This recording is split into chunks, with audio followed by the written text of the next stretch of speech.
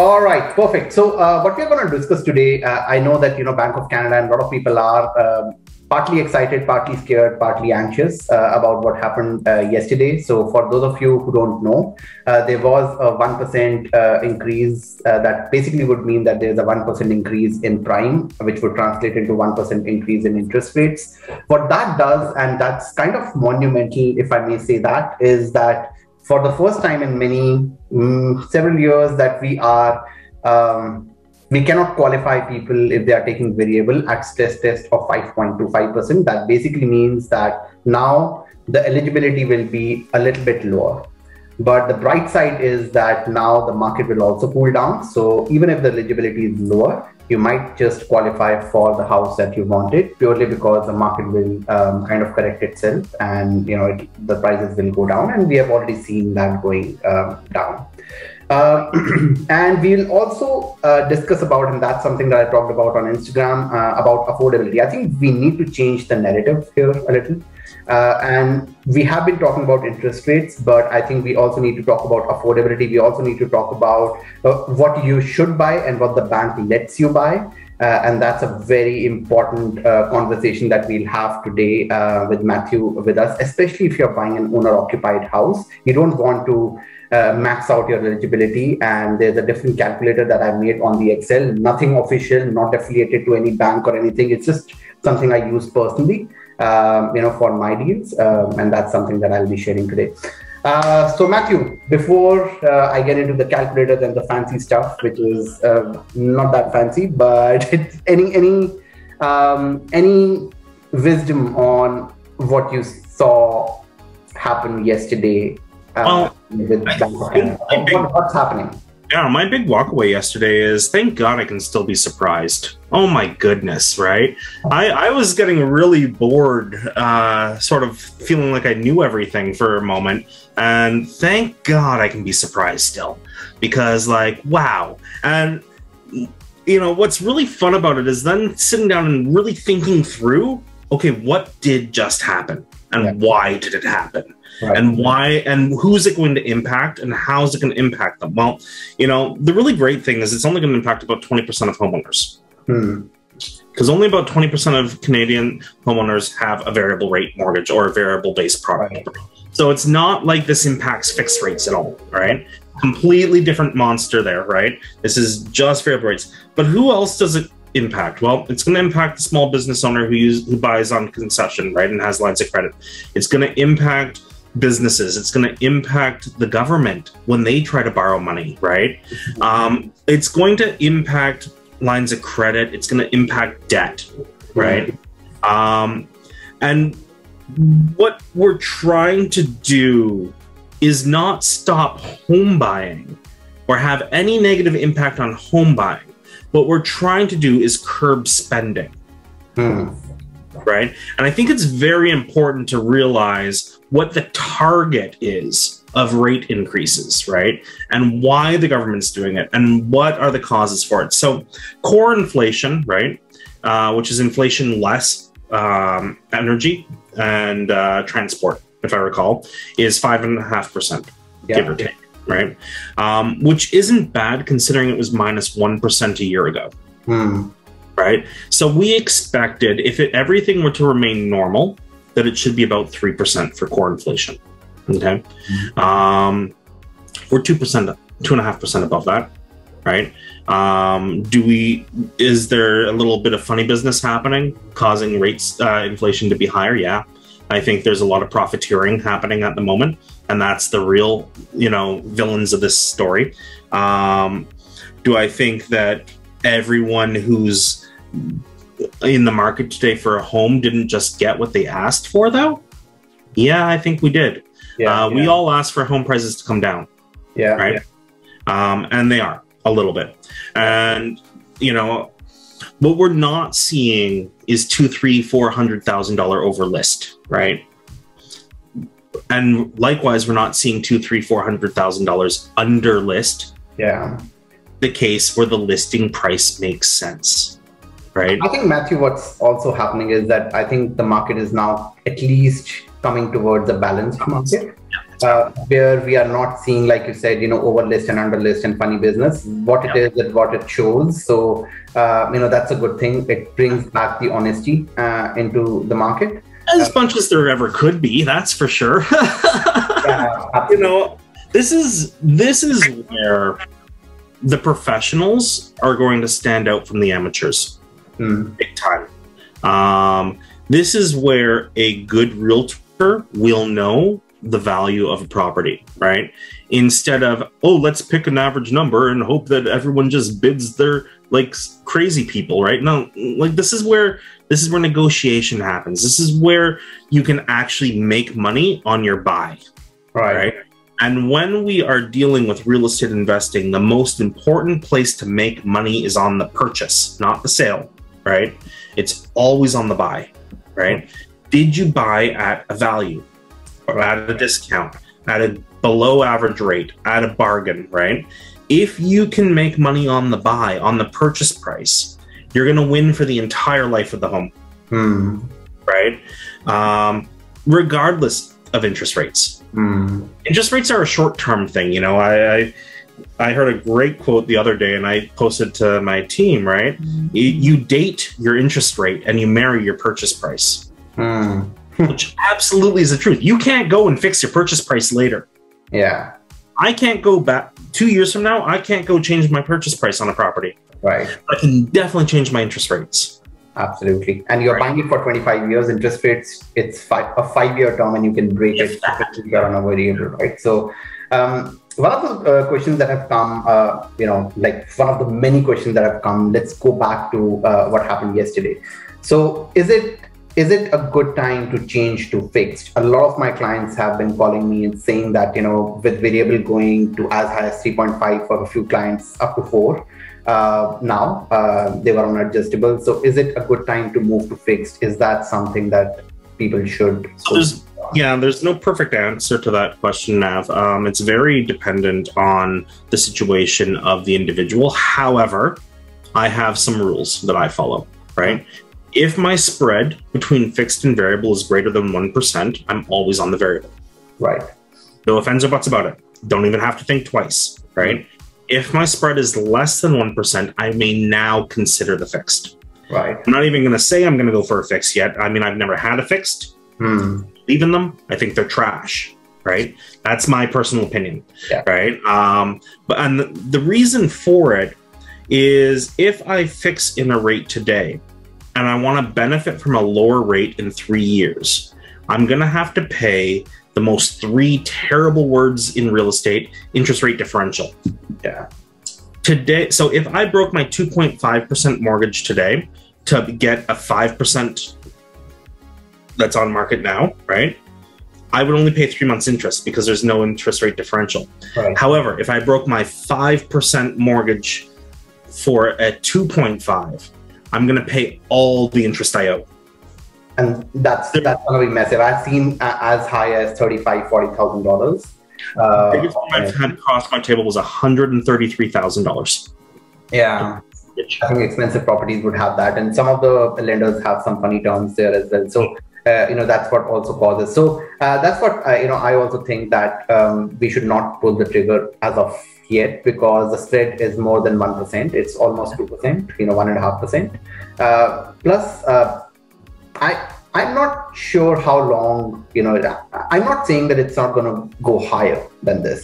It might go higher. It might go higher, the inflation numbers don't come down, but it can't go, like up and up for the next 5 years. So there will be an opportunity where, the rates will come down, and that way you can take the lower end as well, downwards.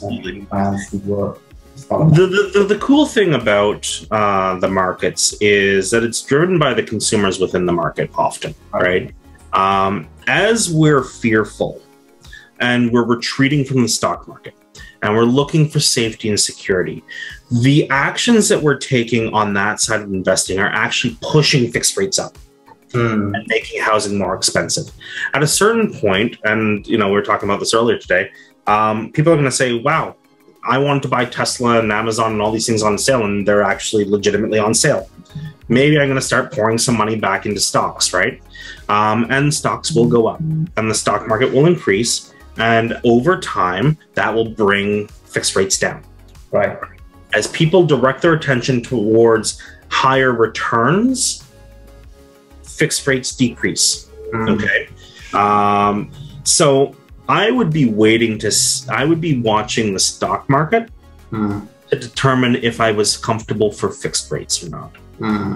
And all I see are big for sale signs right now, you know? And so like I'm doubling down on my investing, right? And anyone who's got cash is probably doubling down on their investing right now. Yep. I'm doing it weekly. Yeah, you know. I'm doing it monthly, right? I'm doing it weekly to dollar cost average. I'm not an active investor into stocks, but you know, I'm investing on a weekly basis now. So yeah, absolutely. You know, and you know, we look at all these things that we had wished were cheaper 6 months ago, right? I remember we had a conversation about cryptocurrency a little while ago, and you know, the price being so restrictive as it was, you know, I was praying for the days that I could have bought Ethereum back at $1,000 a coin. Well, you know, like now that it's there, why wouldn't I buy it, right? It's because when you're looking at anything from an investment point of view, and I was speaking with my financial planner this afternoon, and he's like, listen, you have to look at your investments in the window by which those investments exist. What is the term that you're looking at, right? Are you playing in a 20-year term? Are you playing in a 40-year term? Are you playing in a 100-year term, right? And he's like, look at every investment in that term. Don't look at it in the 6 months. Right. Years, the 5 years. He's like, you know, focus on the long term, right? Because we were talking about precious metals being a hedge against inflation, and he's like, sure, when you look at it from 100 years, right? He's like, but in 20 years, it's not going to outperform. It's not a hedge against anything in 20 years. He's like, you're collecting pretty shiny stuff, right? But on a 100-year basis, sure, right? It's like when you buy real estate, how long are you looking for, right? Are we looking for a short term, a long term, a mid-term, right? You have to define the purpose of your purchase, regardless of whether it's a stock, a chunk of gold, a house, right? Putting into play those terms, you know, takes us back. I think every conversation we've had, I've said, what's your plan? Know your plan, build your plan. Have your plan, stick to your plan, right? How does this fit into your plan? Well, this is the putting that into practice, right? Right. When you've got your plan, when you know your terms, when you've defined your boundaries, right? You can make very smart choices regardless of an up or down market. Exactly. Or an expensive interest rate or cheap interest rate market. Talking about plan, Matthew, so, you know, a lot of us are first-time home buyers here, right? So we have 107 people. Most of them, you know, would be in the market to buy their first house. So what would be your suggestion, you know, should they wait? That's another question that I've, you know, been asked a lot in the last 24 hours. Should I wait? Should I move into the market? You know, what should I look at? What are the things that I should be on point and prepared in this market? One thing that I categorically said everyone is, and I'm pretty sure that there are a couple of realtors on the call as well, is that if any realtor is pushing you to make an unconditional offer, fire them, right? So because the last 12 deals in the last, you know, 2 weeks that we have done, all have been conditional offers. And yes, there's more work for the realtor. Yes, there's more work for the mortgage broker. Yes, there's more work for you and the entire team in doing a conditional offer, but that's the right thing to do. And there are deals that have fallen through because the inspection didn't come through or some other reason and the condo documents, and that's a good thing, right? You could have gotten yourself into a bad deal. So this is the market where we have a chance to do, you know, a conditional offer, and we'll expand on that. But what as a first-time home buyer would you suggest to people who are waiting or who are anxious of what the market is going to do? Yeah. So here's. And again, this is not financial advice that I'm about to say. This is my personal opinion on things, right? Is I've never known a rich person to be fearful. Successful people aren't fearful. They don't not make an action because they're afraid of stuff. They make smart, calculated decisions based upon the knowledge that's available to them at the time. And they have contingency plans in case things don't work out the way they want, right? My first real estate mentor. He's still a realtor, active in London today. He's been in the business for 35 years and probably one of the most brilliant men I know. When we spoke about markets, and I remember I was 16 at the time, he told me, Matt, the market's always good because it's the only market you have. You determine how you're going to make it good. Right? Everybody makes money all the time. Right. If they know what they're working with, right? It's only those that don't understand or jump in without their eyes open that run into problems, right? What kind of problems do you see us running into as first-time home buyers? Yeah. So overbuying, always problem number one. Overbuying, buying something that's too expensive, too much house, right? Too much house for your needs, a need to show off, carrying debt. Carrying debt is the single most dangerous thing anybody can do as we approach a recession or a recessionary period or a high interest period, right? Carrying consumer debt is a no-go, right? Get rid of it. Yeah. Tomorrow. Do whatever you can, get rid of it, right? Either consolidate into a smaller loan payment, kill your credit cards, pay them off, right? Only spend the money that you have, right? Don't show off. Vehicles, absolute murder right now. Right? If you have an expensive car, ask yourself why and how am I paying for it, right? And do I need it, right? Reduce your expenditures as much as possible, right? Improve your cash flow positions as much as possible, right? If we're in a great period of time. This is the weirdest period of time because unemployment is so low and employment demands are high. Well, people should be, one, looking to improve their financial situations and two, cutting their expenses. That now is a great time to negotiate. Hey, Mr. Boss, how much am I actually worth to you, right? And maybe I'm worth more over here, right? For those of you in professional fields, absolutely, right? If you haven't negotiated your wage over 2 years, you better be negotiating, right? So these are the times where we really take care to make sure that we've got a strong foundation. If you do not have a strong foundation, expect some trouble, right? There's a couple questions here I really want to address. And the first one here, if you can provide more clarity on the concept of fixed and variable interest rates and how this recent development impacts it. So fixed rates, just so everybody knows, are connected to the bond market, right? And the bond yields, right? They are not impacted by what the Bank of Canada does. They're impacted by investor activities, okay?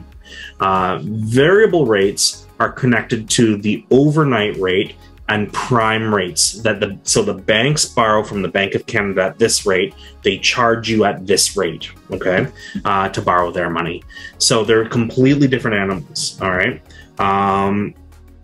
Variables have a low penalty structure always attached to them. It's typically 3 months of interest to get out of them, right? But they lack what's called portability. So I can take a fixed rate and I can move it from property to property to property to property, right?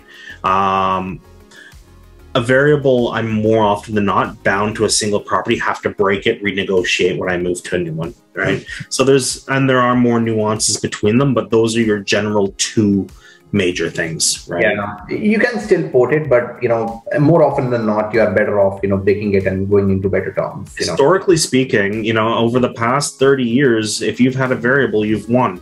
Yeah, and that's really because I think I was just looking at Matt. I was just making the calculator that I'm going to share in a bit after we take a couple of more questions on affordability, and I was wondering what the last 10 years have been for 5-year variable rates. And I was looking at Bank of Canada and it's 3.163%. If I include 4.25% for this year, which I'm taking at a higher rate. So it has never been that high. We already know that. And even if I take that, this year, include that in the 10-year average, it's still 3.163%, which is not bad, right? So I totally agree. I think we need to just be better prepared. Let's take a couple of other questions. One question I have that is just sent to me, so I'll just read it out. What is the best down payment for first-time home buyers? I understand 20% is what most people advise. How will it affect you in long run if we go below 20%? Should we pressure ourselves to do 20%? I don't think you need to. Again, this is a very specific question to a very specific life. I don't like spending my money. I like spending other people's money. I love spending other people's money, right? So why wouldn't I 20x my dollar? Yeah. Now, if I give you $1 and you give me 20, this sounds like a perfectly fair agreement to me. Yeah. So I intend, like, would you? You know? So I think on your first time home, less down payment's better. Get the cheaper interest rate from being insured. It all balances out anyways, because you're paying a premium. All right, sure, you're front loaded with insured premiums and stuff like that. You're only going to have 1% equity in your purchase right away. That's fine. You know, if your plan is to stay here for a while, if this is going to be a home, right? Who cares? The market will increase. You're buying into at a stable time, market will increase, right? You can put sweat equity into the property, roll up your sleeves, learn how to paint the place up, right? Get some new backsplash and do some stuff, right? Bring up the value, because the market's not the only thing that increases value in real estate. It's one thing that increases value in real estate. There are other fantastic ways to up your value significantly, even in a downtrending market, right? Buy a house with an unfinished basement at a low price and finish it. Right? Yeah, that's the single biggest, wealth generator right there. So I totally agree. And 20%, a lot of people actually pressure themselves into doing 20%. I still say that if you have, more money, like a little more money, try to do 10%, because the difference between doing a 10% down and 9.9% down is an entire 1% in mortgage insurance, right? So you pay 4% mortgage insurance on your borrowed money if you do a 9.9% down or 5% down, as it's more popular. And then 10% down, the moment you do 10%, it's 3%. And then it's incrementally reduces, if we go closer to 20, and at 20, it's 0. So, and plus, like Matthew said, you get a better interest rate if it's an insured mortgage. It's a little counterintuitive that if you do less down payment, you will get better interest rate, but that's because it's insured and the bank has less risk. But yeah, 10% is the sweet spot. But no need to pressure ourselves. 10% is a good number, Nav. Our first condo was bought with 10% down. Within 3 years, we had plenty of equity accessible. It was quick to move into something. Markets will change quickly, and you'll be surprised, right? So have a little bit of protection in there. Don't overextend, but keep cash in your pocket, for God's sakes. Yeah. Right? Oh my goodness, don't spend all your dollars on a house, right? Have additional funds to play with. Let's talk about this, right? So I also, as part of this, and guys, I know that there are questions coming. We'll take that, but I wanted to take this opportunity to share something. Can you see my screen? We can. All right. You can see the screen where I have the calculator up, right? Yeah.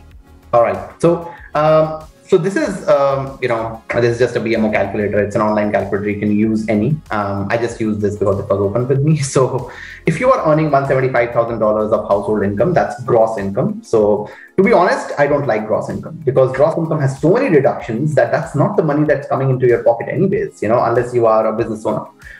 So $175,000 of salaried income household. If you take $125 of heat, $300 per month of property taxes, assuming no condo fee and no other, debts that you have, and you do a $80,000 down payment, the bank will qualify you for over $900,000 mortgage. That translates into a payment of $4,327. And you add about $800 to $900 of overhead expenses of property tax, maintenance, and everything. That's $5,300 on a net household income of $9,500 to $10,000. You're actually paying 50 to 55% of your net income into your house that's not earning you anything. And then you have less disposable money for contingencies. You lose your job. Whatever happens, right? You just have less money, and you still have to pay the mortgage. No one is going to cover that for you. Sure, there's EI, but EI doesn't cover $4,000 or $5,000 of home expenses. So that's where I always had a problem with, And even when I was not a mortgage broker, I went to the bank and they gave me an $847,000 or $850,000 of number, and I was like, "Are you crazy?" I know I can't afford that, right? That's where I built the rule of 35. And Matthew, this was before I even became a. This is before us, but you're dead on with this. Yeah. So, and rule of 35 simply says that you do not start with what the bank gives you. You do not start with your gross income. You start with your net income. This is not affiliated to any bank. This is not affiliated to any brokerage. This is just me when I was making my first purchase. So that was what we were earning. Me and Simran, me and my wife, that was what we were earning net, $10,000. And banks don't like, 2 years less income. I just added all my income, including the YouTube income that I was getting. $10,000 is what's coming in after tax into my account. Then I asked myself this: is my income going to increase in the next 12 months? If the answer is yes, then you just write a percentage here. So, if the answer is no, just say 0%. I don't expect any income increase. Then your net income that you're working with is $10,000. Then you have to write a down payment. How much down payment? People say 10%, 12%. Just write that number down, what you're comfortable with. And then ask yourself this: do you have $25,000 of emergency fund after down payment and closing costs? After you have paid the $80,000 plus closing costs, do you have it? If the answer is yes, there's an exception to the rule of 35. I like to take it to rule of 40. Then you can do 40% of net. Otherwise, we keep below 40. We keep it at 35. So this is a number derived from 10,000. So that's the rule of 35, $3,500. And then you have property taxes, which I've taken at $300 per month. I've assumed there's no condo fee. Because there's no condo fee, the utilities will be a little bit higher. It will be higher than this. It could be higher depending on your plan and where you're staying. And the max mortgage that you can afford is $3,000. And that 900 number slashes down to 683. That's the house that you should actually buy, and not the 900. And sure, if you have, $60,000, $80,000, you want to do a less than 10% down or a 10% down, your number will go up because now you have emergency fund. So if something is to go wrong, you have 6 months of mortgage kept in your bank account as contingency. So that's a calculator that I'll float around after this, meeting, but that's what we should, all follow. I'm not saying, again, it's individual centric. So do reach out to your bank, your mortgage broker, or me when you're doing this. Ideally me, but because this is, the calculator that's built by me. So I know, what goes on here, but, feel free to reach out to me and we'll find a sweet spot for you on what you should actually buy. And this is a market where you can call the shots. This is actually a market where you can have a number and call the shots. And if you do not hit this number of 763, you don't buy. It's okay. And now, just because you can afford 763, don't try to go even lower, right? Yeah. Rule of 35 should be your cap. Yeah. In my world, I'm sorry, my dog. I'm all about have a humble home, right? Have a humble home, live way beneath your means, keep your expenses low and your income high, right? And my rule of thumb is my house is 10%. Wow. The house I live in is 10% of our annual income, right, for the expenses. And what I found is with that, I've got freedom. Right? And is that reasonable and rational for everybody? No. But is that an amazing target to go towards? Absolutely, right? Try to find your number that works for you. There's a question right in front of my face here. What's a good cash in hand to have? What percentage should be saved, right? What works for you? What lets you sleep at night? What gives you the opportunities that you want to explore, right? Because there's no all the general rules are just general. Go and be specific, right? In my life, I need to have $25,000 cash in hand, income at, 1/2 my partner's annual earnings, right? Expenses at 1/2 my partner's annual earnings, things like this, right? Figure out what brings you to that comfort zone and gives you the freedom to invest well, to buy well, to buy without regret, right? We've seen more regretted purchases over the past 6 months than I've ever seen in the history of real estate, right?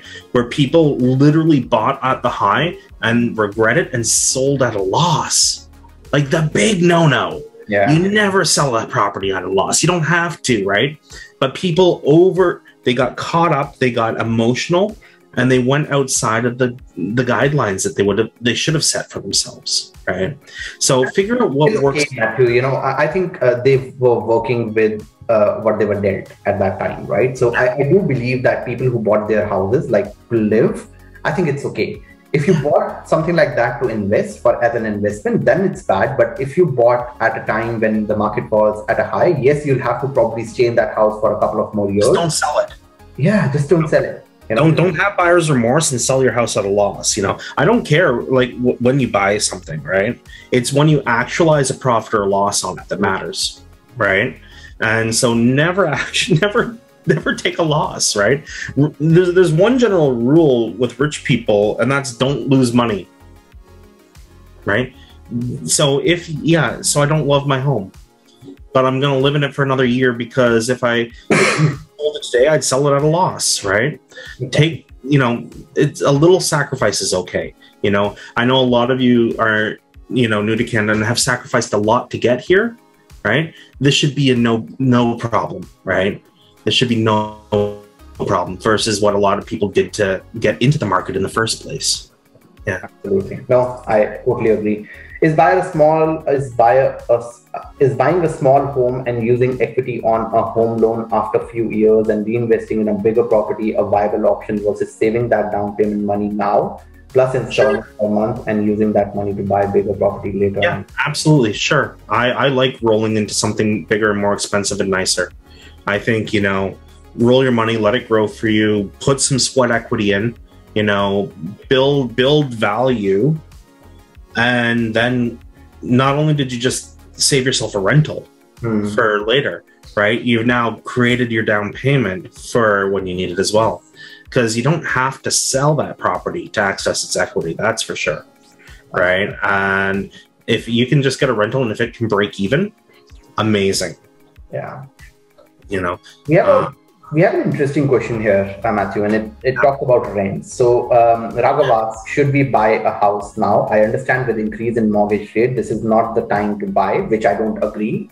Yes, right now, maybe not, but in a month or so when more panic sets in, it is the right time. But yeah, that's a different conversation. But we are living on rent here, and the rent money is basically an expense and not going towards any asset development. So even though market is not good for buying, should we still invest in a house to cut on our rents? One thing is that rent is not bad, if you can't afford to buy a house, right? So it's always better to not buy if it's just stressing you out, right? So it needs to be in your comfort zone, and rule of 35 is important. So Raghav, do reach out to me and we'll work out on a strategy. However, this actually brings to my next question here. Would the rents increase now that we have... Yeah. Oh boy, are they increasing. Toronto just recorded record rent increases. And rents are going to get worse because rent is where you can truly see supply and demand at play. Yeah. Right. And rent costs are where you can really see it happen. Right. I hate renting for the same reason I hate having a boss. I don't have power over my own destiny. Someone else can call it. Right. So for me, renting is an insecurity. Yeah. Right. So I'm personally going to drive myself in any direction necessary to get out of that position, right? And to become a homeowner. And the moment I can change my rent to mortgage payments is the moment I'm forced to save for the future. Right.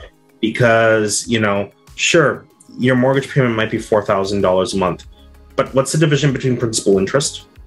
Yeah. Right. If it's, 2,000 principal, 2,000 interest, well, if I had to pay $2,800 in rent, I'm already ahead $800. Yeah, absolutely. Interest isn't a terrible thing. It's not a total nightmare. It's not lovely. I don't want to spend more on it than I have to, but there are worse things than a little bit higher interest rate. And Matthew, correct me if I'm wrong here, and because I'm in this recession for the first time, like a lot of us, right? But correct me if I'm wrong here. So if you buy in today's market, so for instance, the highs of the market were like, for a condo, say 700,000. Now the same condo is now available at 700,000 at a 1.5% interest rate. That's what was happening earlier. Right now, the same condo is available for 500,000 at a 4% interest rate. Yep. Now, am I right in assessing that when the interest rate starts to come down, the market could crash upwards? And that way you actually bought, yes, temporarily you were paying a little bit more in interest, but because you were on an adjustable variable rate, that comes down and your property value keeps going up because now, the interest rates are going down and there's more demand in the market for the house and you actually build equity much faster. Now, am I wrong in saying? Definitely not wrong there. Now, I'm not gonna say for sure it's gonna happen because, again, I've been proven wrong at least once this week, right? But common logic would lead us to believe, yes, as rates come down, prices go up, right? But prices always go up over time, right? Even now, in most markets, we're still year over year ahead. Yeah. And this is the thing, and this is what's driving me absolutely nuts today, is that when we're talking about increases, the media is very happy to talk year-over-year increases because it's a big number, right? It's a sexy number, right? When they're talking decreases, they talk month-over-month. Yeah. Because you can have a significant drop month-over-month, but over the course of the year, it may not have mattered, right? So we don't have consistency in message, right? And this pisses me off, right? Because we're not in a market crash everywhere. Some locations that should have crashed are crashing. Absolutely. Was Oshawa overpriced? Absolutely. Right? Have you ever been to Oshawa? There's not a whole lot of anything there. It's 120,000 people, 50 minutes outside of downtown Toronto on good traffic. Right? Like, why am I paying $1.5 million for a home there? What actual value is there in that place, right? But you look at places like Ottawa, which has value, which has some of the best paying jobs in the country, stability. It has a little bit of a food scene. It's got universities. You can jump the border and be in Montreal pretty quickly, right? You can do things from there. And Ottawa has value as a location. And guess what? The values aren't collapsing. Yeah. KW has value as a location. Great jobs. You got even a little airport in Kitchener to escape when you have to, right? You're starting to get a food scene, slowly but surely. You have a few bars and nightlife and stuff, but there's a city there that's functioning, right? Yeah. And there's some value there. And guess what? It's not collapsing or crashing, right? Is it stabilizing? Absolutely. Is there slight contractions in some housing? Sure, right? But places with value will retain that value.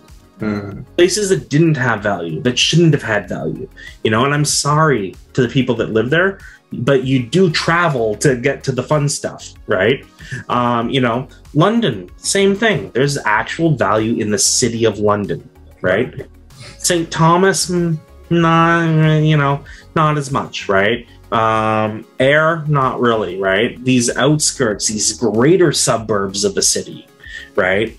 They don't have the value that the city center has, right? I'm in an area where the prices are still increasing, right?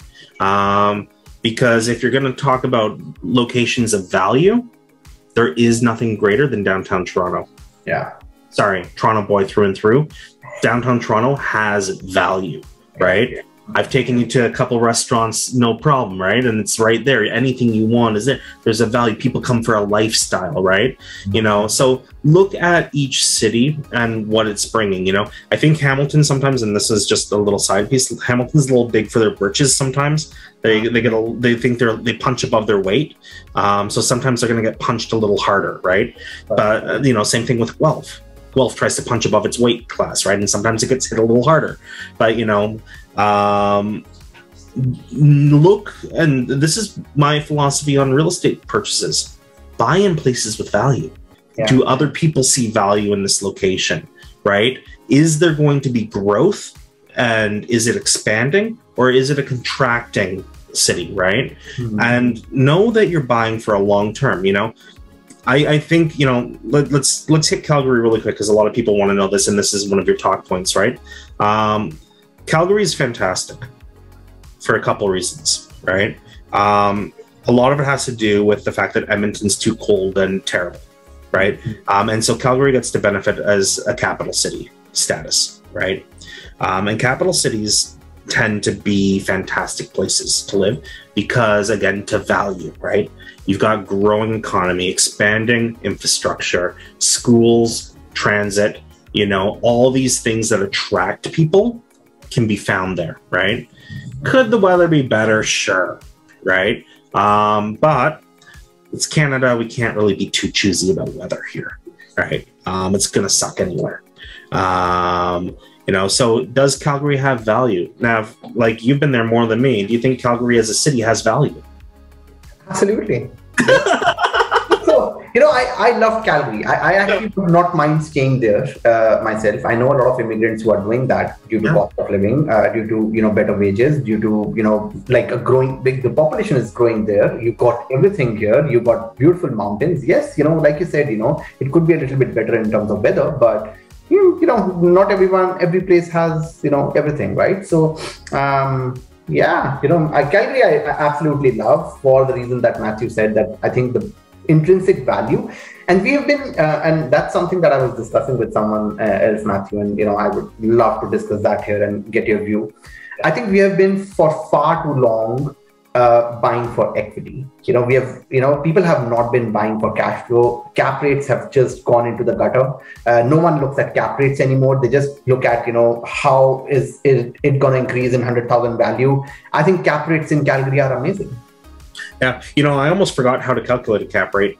Yeah. It's been so long since I tried to.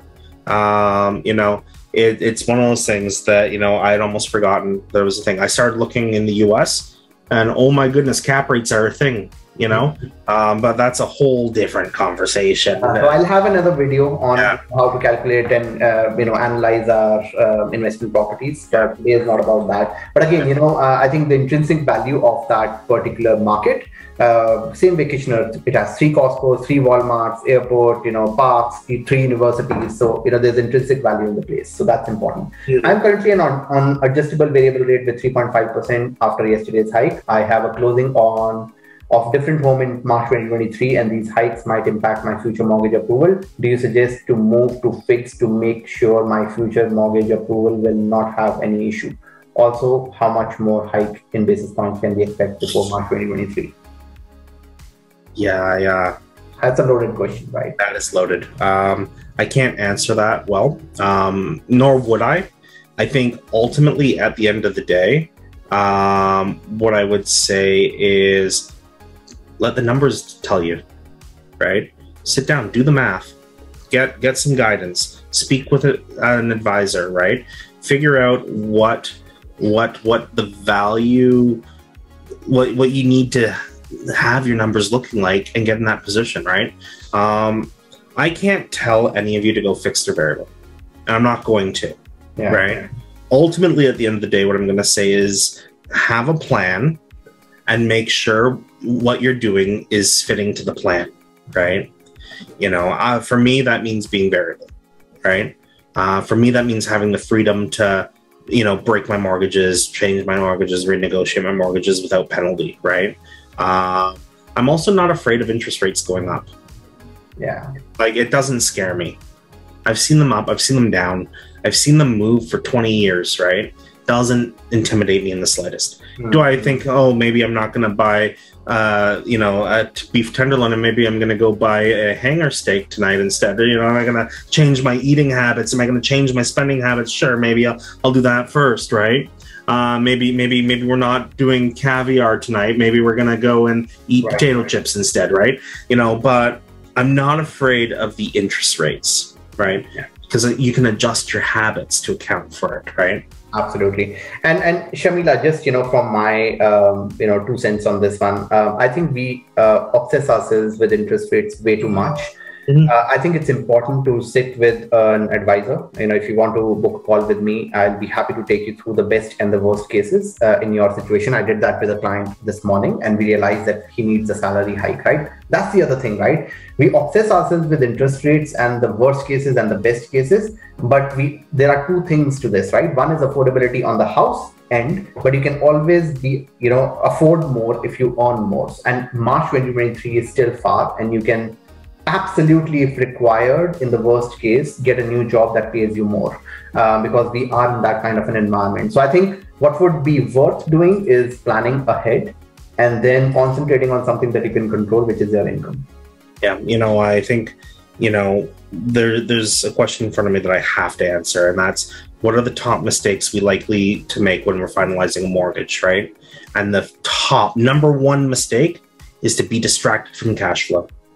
Allowing yourself to be distracted from cash flow and how that cash flow will impact your budget. And if I've used words that you haven't even thought about, like budget, well, then there's the first big mistake, right? Have a budget, focus on cash flow, focus on these type of things. What are your exit strategies when you're entering into a property, right? Not thinking exit strategy from day one is a huge mistake, right? Can I turn this into a rental? What's the sales market going to look like down the road, right? Just asking these questions to your realtor and your mortgage agent is extremely important. If you don't know how to get out of your mortgage when you get into one, someone did not do their job, right? And the only person you can blame is yourself for not asking enough questions, right? If I don't know how to break a contract, why would I sign the contract? Right. I think, not asking enough questions is a huge pitfall that we can fall into, because we get distracted by the loud noises. Interest is up 1%. Great. But what if I signed a bona fide sales clause on a property because I was afraid of an interest rate, right? What if I couldn't break my mortgage without selling my home and the market was going down, right? Do I want to be in that situation? No. Right? So the best thing you can do is not get distracted by the loud noises and the headlines and stuff like that, and really stick to the core principles. If I sign a contract, how do I get out of a contract, right? How does cash flow in my budget, how are they impacted by things, right? What kind of reserve funds am I going to have, right? What am I abiding by the rule of 35, Am I doing these things, right? Or am I concerned because I'm going to pay 5 basis points more on this mortgage versus what the bank offered me or something, right? Like that's not the right conversation to be having. To be honest, the system is built to fuck around with us and our heads, pardon my language, but that's why I get furious when, banks do up and down and we just, move up and down with it, right? So I think we need to break the pattern, say, we are not going to be bothered about the 0.05 increase. We're just going to go out and have a side hustle and make the $500 more. I'm going to ask you real quick, Nav. Who's going to make money because people are afraid and are locking in their interest rates today? Who makes the money? Bank makes money. If you're locking into a fixed rate, you better buy the bank stock as well. Yeah. I mean, if I get a mortgage with the bank, I buy that stock immediately anyways, because God forbid, I'm going to pay myself some way or another. But, ultimately, be aware who's going to make money on the messages that you're hearing, right? Who's going to profit based on the message that you heard, right? And really focus on that. And yes, you know what? People like Nav or myself, we make money when we close mortgages, right? But who's paying us for that? One of the things that I would really encourage, and I'm trying to blanket a bunch of questions here with this one, is when you are shopping for your first home, seek value first. Find value first. Don't be distracted by cost, right? Don't be distracted by noise. Focus on intrinsic value in where you're shopping, whether that's city, neighborhood, housing type. Be a value hunter, right? Not a discount chaser. Yeah. Right. value beats cost every day of the week, right? Yeah, makes sense. Is it a good time to buy a pre-construction owner occupied in the next 2 months? Also, how can we still qualify with stress test going up? I think the first part of the question, and I'll probably address it, the second part, but the first part is so critical. Like, would you recommend buying a pre-construction when we know that something that costs 700 because the cost of building is pretty high right now could actually be worth 550, or whatever. Yeah. Depends where you are, depends what the project is, depends on a lot of things, right? There are plenty of pre-cons I'm still looking at and, licking my lips, and like, this would be delicious to have, right? I'd love to buy this property, right? There's plenty of pre-cons out there, and I get mailers every day, and there are some that I'm looking at very seriously. Are all projects created equally? No. Right? Are all projects going to be a win? No. Right? But if I'm shopping today for a pre-con, I'm going to look for something maybe over the long term, right? So that I'm going to be buying on the outside of this, right? I would probably be not shopping for a pre-con that I'm buying today and is closing in 6 months. Yeah. Not really the right environment for that. But maybe buying something that's closing 5 years from now, hell yeah, of course. 5 years, awesome. Give me that time frame. Yeah. In 5 years, we're gonna have 2.5-3 million more people in Canada. Yeah. Right? We're gonna have a whole generation of graduates that are going into the tech field. Right? Yeah. We're gonna have cities that have expanded. We're gonna have things that I can't even think of today in 5 years, right? And it's going to be a great time to have beautiful new residents, right? So maybe a long-term pre-con's not a bad thing, right? Can you afford it? What's your exit strategy? What happens if the markets do decrease? Would you occupy it, right? There's all kinds of things to look at, right? Yeah, and the second part of the question was also, how can we still qualify with the stress test? It's not that bad, right? We can still qualify at 5.8. It will compromise about $10,000, $15,000, $20,000 in your eligibility, which is fine. So do talk to your mortgage broker, before don't guesswork. This is not, it's black and white. Mortgage, stress test, affordability, everything is black and white. Let's just do the numbers black and white. Not all mortgages have a stress test. And that's true. Not all mortgages automatically have a stress test. Yeah. All federally regulated financial institutions must stress test. There are provincially regulated institutions that do not need to, or will stress test differently.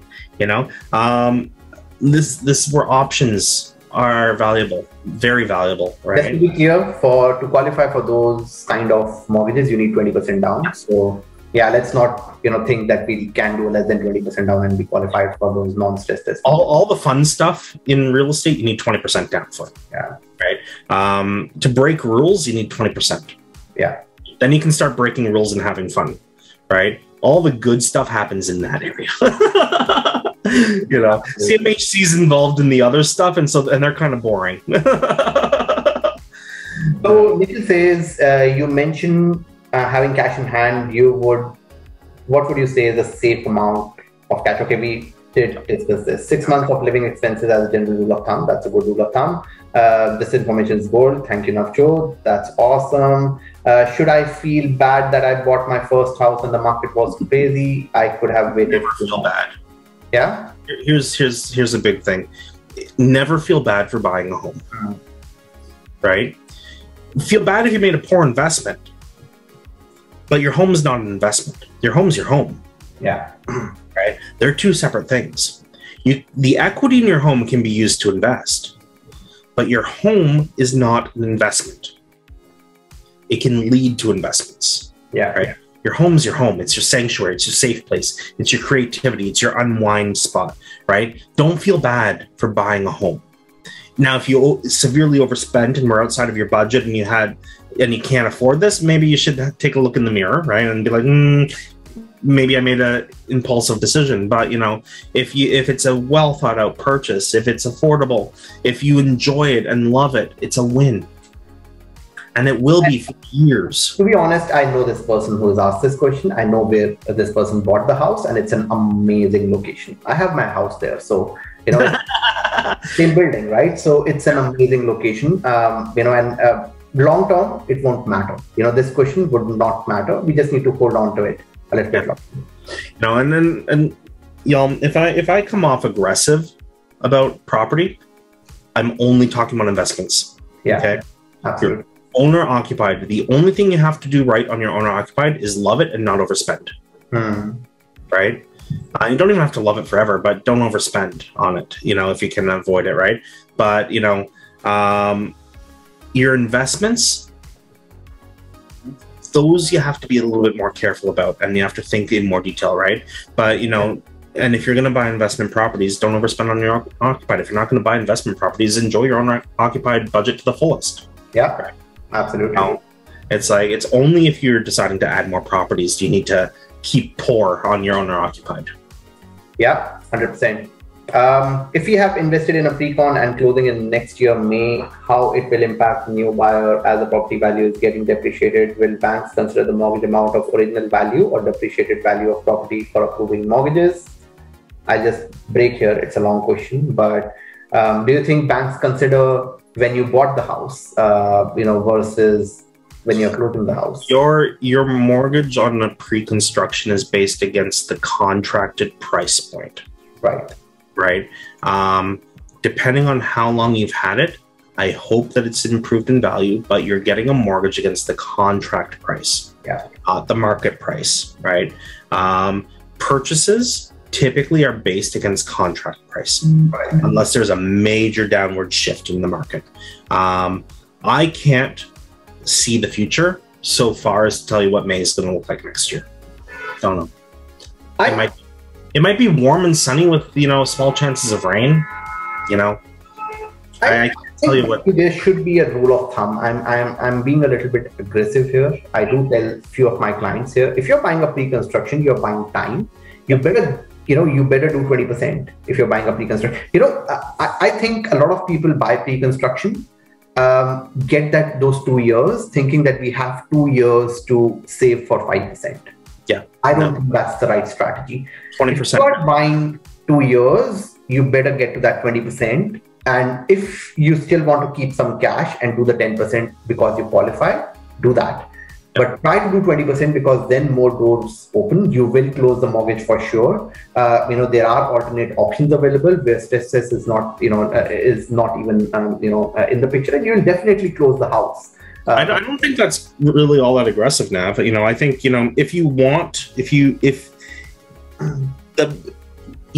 should have a little in the game if you've been given the time to get there, right? Whether it's time, the time in the market, or the money you've been able to save by being in the market that long, right? 20% is not a big ask. And here's the cool thing: if you do this right, you can do it 20% of the market price at the time of closing. Yeah. Right, and you might be able to get all your cash back. Yeah, this time in market is really cool, right? And I think I bought it in 2020 in November, which was not a crazy time, but it was not that good a time. The market value increased to about $1 million, which was crazy. It went back. A house sold at 787. It's still much higher than what I bought it at, and it never crossed my mind that I'll not close this one at 20%. Less than 20%, right? So I think with pre-construction, we just need to be careful that we are doing a 20%, at least trying to get there. 200K available, 100K ready to use as down for 800,000 house. What should be the use of the remaining 100K to grow?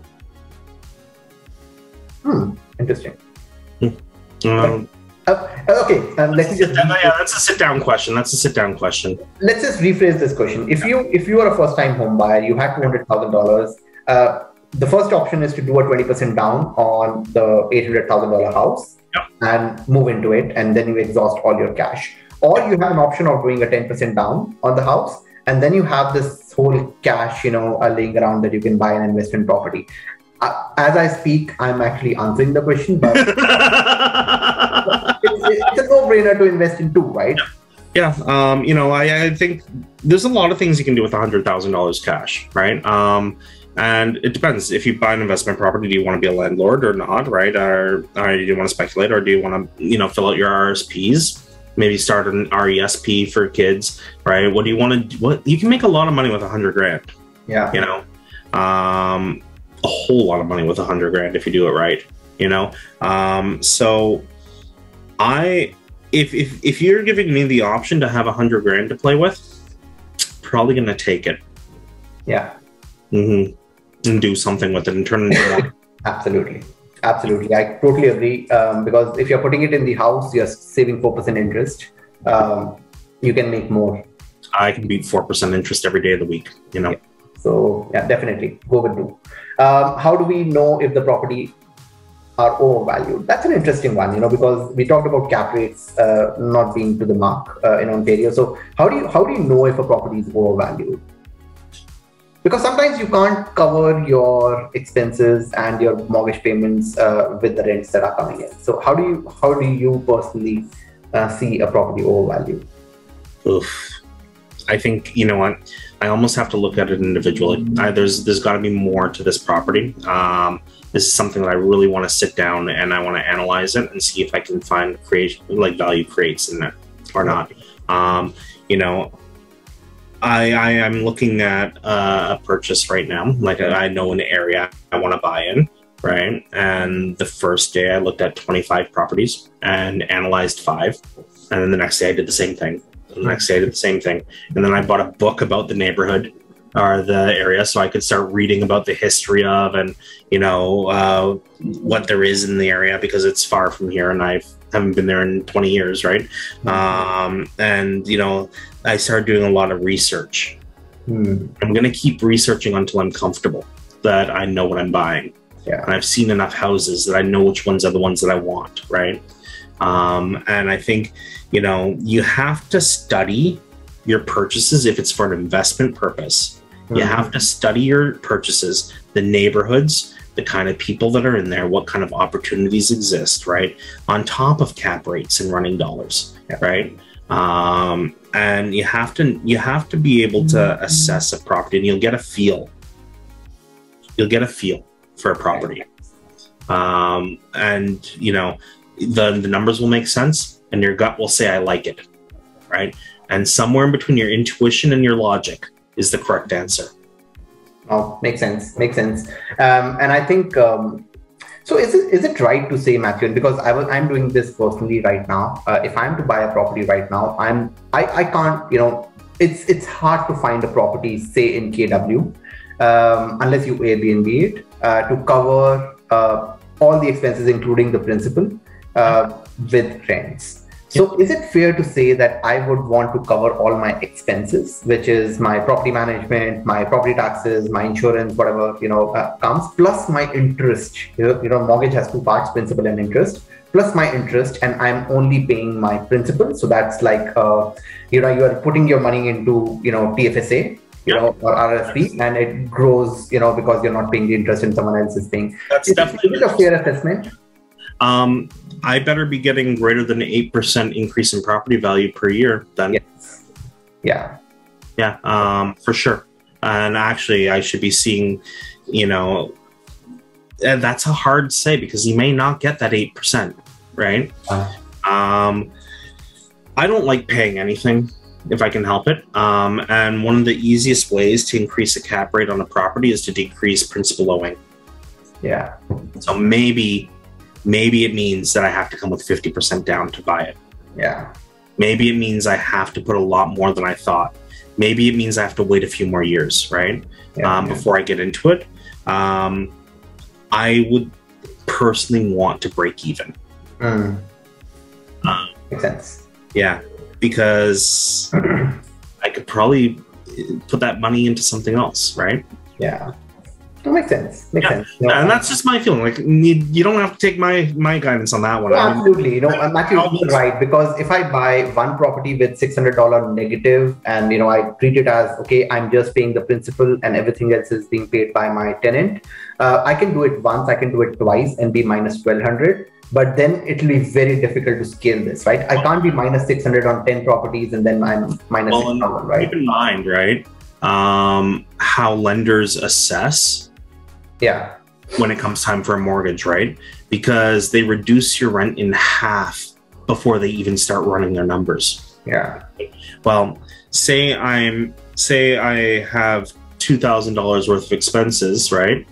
And I'm making, $1,800 on the property. All of a sudden, I've got to have $900 to offset a $2,000 expense, right? So just take your problems and double them. It's like having two mother-in-laws. Oh my goodness. Is interest rate spike going to impact rentals as well as mortgages will go up and homeowners would like to increase rentals? Yeah, it could happen, and we are seeing that happen. I think we answered this. What could be easy, common ways to judge value of a location and the property? I like this question. And, I think I'd have to get to know you really well to help answer that. So, but there are a few things that bring value to neighborhoods outside of what I find brings value to neighborhoods, right? So one, you want to look at the age range or the demographics of a neighborhood. And if it's constantly growing or shrinking, right? Is a neighborhood aging out or is it still relatively youthful, right? These are kind of important to know. What is the average incomes in an area? What are the housing setups in the area? Does it match? Like, does your demographic match the construction and the housing available in that neighborhood or not, right? Very important. If you have a neighborhood filled with condos and the average demographic is 2 parents, 2 kids, oops, probably not a great neighborhood to be putting your money in, because I can guarantee there's going to be a huge changeover soon, right? If your neighborhood is generally 2 people, no kids, and it's all condos, probably a great neighborhood to be buying condos, right? So watch your demographics. Amenities are hugely valuable. One of the funniest things that happened in the Great Migration out of Toronto to small towns was people moved from Toronto and realized that small towns don't have this. Small towns don't have that, right? One of our agents on our team works part-time at the community reference place in Paris, Ontario, right? And for those of you that don't know where Paris is, that's fine, neither do I. But, a lot of people moved from Toronto and she kept getting asked, well, where's the gym? She's like, what gym? Where's the baseball diamond? This is a hockey town. What are you talking about, right? Where can I go out to eat sushi? What's sushi, right? You as you move, like, the amount of amenities in an area are dependent, but for some people, a big backyard is the value point, right? And so, figure out if you're buying something that you see there's value in too, right? Now, generally speaking, the ability to access amenities will beat out a big backyard in long-term value. Because it attracts younger demographics into an area, and wherever younger people coming tend to be growth points, right? Where younger people are leaving tend to be contraction points, right? Because what's your population going to do? Either they're aging out and dying, or they're setting roots, growing family, building into the economy, right? So just kind of a quick little piece, right? Universities are a great indicator. If you've got a university, I like it. If you don't, I'm a little nervous about it. Right? What kind? Do you have certain things like Uber? Does Uber exist in your area? Right? Does it not? There are places where Uber doesn't exist. Right? When I moved to Kitchener, Uber did not exist. So I was a little bit, wary. Knew that it'll come, because there was an announcement. But yeah, and schools, right? So I have this conversation with a lot of single, clients who are not married yet, or they are married with no kids and don't plan to have kids. And they say, no, we don't care about schools. But I'm like, no, you need to care about schools, but because you need to think about who you are selling to. You might be selling your townhouse or a semi-detached or detached to a family who is looking for school. So if it's not important for you, that doesn't mean that it's not important to the person who you are selling to. If you are in a nice neighborhood. 100%. So they would need the schools. Yeah. There's a really good question here that I want to answer. And it's, what should be an exit strategy for a primary residence? Should there be, what's a good metric to know retirement upgrades and stuff like that, right? So first off, yes, you need to have an exit strategy on every property that you buy, right? Absolutely. You need to know how you're getting out. How do you know it's a good time to upgrade? When are you comfortable upgrading? Have you increased your income enough to make an upgrade plausible, right? Have you developed enough equity, right? It's hard to say. There's no exact, because I don't know what your upgrade looks like, right? And what you're upgrading into, right? I'm going, my next upgrade is going to be from one bedroom plus den condo to another 1 bedroom plus den condo, right? Just so happens that I'm going from standard to luxury on the next upgrade, right? But am I okay doubling my expenses, which is going to happen, right? Well, when I bought this, I'm now making 4 times more than when we came into here. So yes, I'm okay to do, right? In the meantime, have I acquired rental properties? Yes, I have. Okay, great. So I'm not going to be compromising my wants when I do my upgrade, right? And did I buy my upgrade 3 years ago? Absolutely, right? I like upgrades on pre-cons. I like upgrading through pre-cons because it gives me time to bring everything else up to the level in which I can now move into that place, right? And my next upgrade from this one will probably be a pre-con as well, right? Give me a 5-year window. What can I do in the next 5 years, right? How much further can I progress in 5 years, right? So that's how I did. I don't sell existing. My existing becomes a rental that, guess what, will cash flow well because, I've been here for years paying it down, right? So then when it becomes a rental property, surprise, it will cash flow and will actually make up the difference in the monthly mortgage payments between then and the new place and this one. The new place, yeah.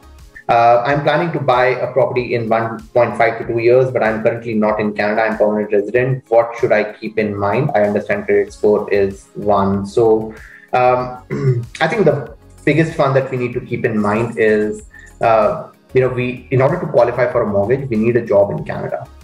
We need 3 months at least, and we should not be on probation, and we should have at least 6 months of credit built to buy the house, right? So just make sure that you have all that sorted when you come here and you are at least prepared. Get 2 credit cards if you can, if you qualify for it. Don't stick with 1, because with 2 and you're paying down both, keeping your utilization low on both, you can just build your credit score a little bit faster. If you have bought pre-construction, because I know that a lot of people, when we bought pre-construction, a lot of people on the call have bought pre-constructions, you should book a call with me now.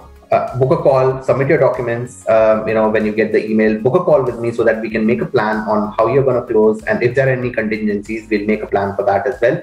I might be able to help you because I have 2 pre-constructions closing in the next 7 months, right? So I am doing my contingency planning, and all these calculators that I'm doing it for myself, but I have no intention of keeping it to myself, right? So just book a call and I'll make a strategy just the way I make my own strategy, and we'll get through this, right? So just do that. What are your thoughts about student rentals in universities? You must have a heart to be a landlord if you've got student rentals, that's for sure. Don't think you're buying an investment. Know you're buying a job. Yeah. Right? A student rental is not a passive investment. It is an active job. Is it profitable? Sure. Is it a lot of work? Absolutely. Like all rentals, don't be a crappy landlord. Yeah. Please be a good landlord. Put something back into society. Don't be, there are way too many student rentals that are owned by parasitic landlords, right?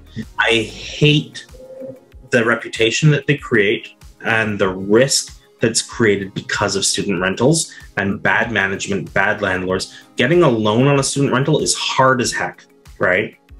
And it's because, 1, the property's in danger from the moment you occupy it, and 2, the landlords tend to be not involved, right? And let the properties turn to crap, right? Don't be a crappy landlord ever. Yeah. Be a good, honest, above board, ethical landlord, and you can have any kind of rental you want, right? You get exactly from your tenants what you put in as a landlord. If you're a shitty landlord, you're going to get shitty tenants, period. right? No offense or buts about it. They will abuse you as much as you abuse them. If you treat your tenants with respect and dignity and are honest and care for them, guess what? They'll generally take care of your asset for you. Right? So, you know, I had this incident very early on in my landlord career where 1 month into being the first time landlord, my dishwasher broke. Yep. I made sure that in 3 days, and it was a long weekend, in 3 days I get it replaced. Because I know it's tough being without a dishwasher, and I was like, I need to get the part replaced, and we did that, right? And they are like, you did it so fast, we could, and then they told stories about in their past rentals, like 7 weeks to get this sort of a thing, and it just builds a rapport, and they'll always take care of you then. So anyways, be an amazing landlord and you'll have amazing tenants. Yeah, absolutely. Okay, one question, Matthew, and that's something that I am also conflicted, because it's a question about HELOC. So this guy has $55,000 of HELOC at prime plus 0.5, which usually what the HELOCs are at, and another $60,000 at prime plus 0.76. So he has about $115,000 available to him at prime plus. In current situation where I can invest to make money, that is to get more money, more than interest I will pay on the line of credits. Now, how do you use your HELOCs? Right? How to best use our HELOCs? Yeah, that's a longer question than we have time for today. I think what we should do, Nav, is do a deep dive into equity utilization. Yeah. The best ways to access, use it, why you should use certain tools, what are the rules around them. That's we could spend a whole weekend doing that one. But one thing that, just one thing that you should never do with your HELOCs. Yeah, easy one. Never use your HELOCs like you would use a credit card. They are not to buy toys. Yeah. It has to be investments. I'm not buying a boat on a HELOC, trust me, right? Not buying a car. Nav, you're not getting your Tesla on a HELOC, right? Yeah. No, good. All right, we're fine. I'll buy a car when I have cash for it, right? So that's my rule. Don't use HELOCs for toys. Yeah. Easy answer. Absolutely. Is new credit better than no credit history for co-applicant spouse on a home loan? They're the same. It's the same group of nothing.